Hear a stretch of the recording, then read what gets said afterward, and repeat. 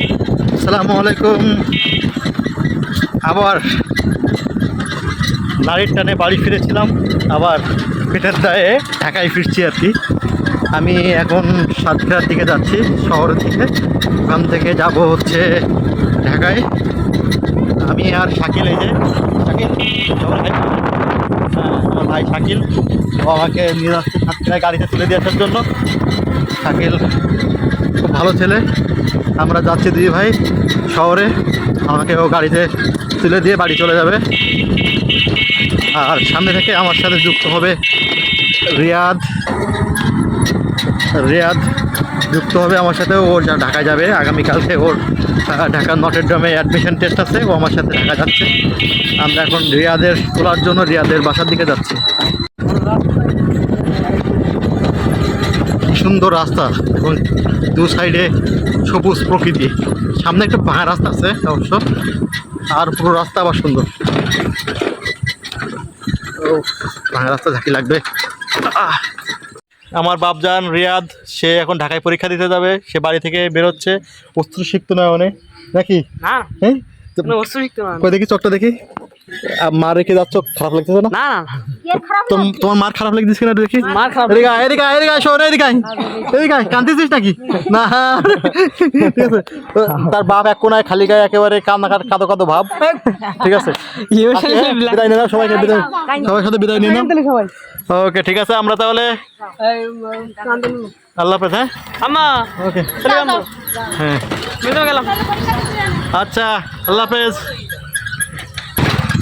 রাস্তাটা যদি সুন্দর হইতো তাহলে চমৎকার দেখা যেত।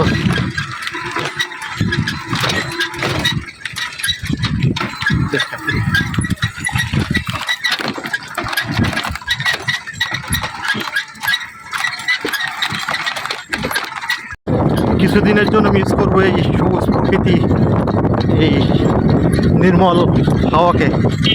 কারণ আবার কিছুদিনের জন্য শহরবাসী হতে যাচ্ছি, আবার কিছুদিন পরে গ্রামে ফিরে আসবো। তখন আবার বুক ভরে নিঃশ্বাস নেব। কি সবুজ প্রকৃতি, এই সবুজ প্রকৃতি, এই মানুষগুলোকে ছেড়ে শহরে যেতে আসলে মন চায় না।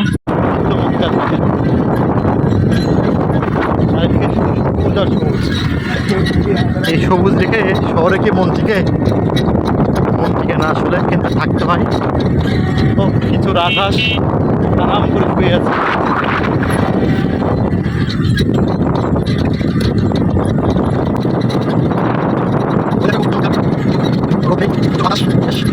বেশ মজা লাগছে আমার।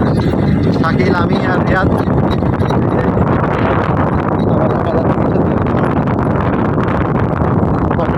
পরীক্ষা কালকে যাচ্ছে।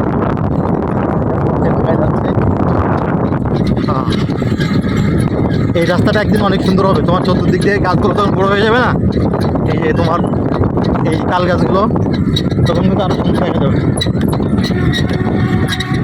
এই রাস্তাটা চতুর্দিক দিয়ে তাল গাছ লাগানো, চমৎকার।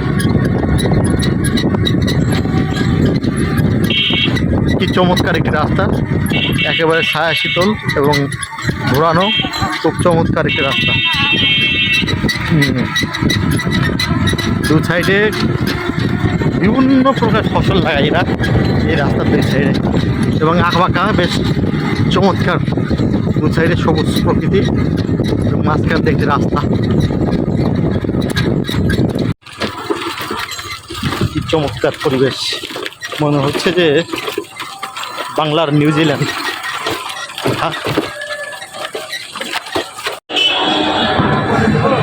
বাস কাউন্টারে আমরা অপেক্ষারত বাসের জন্য।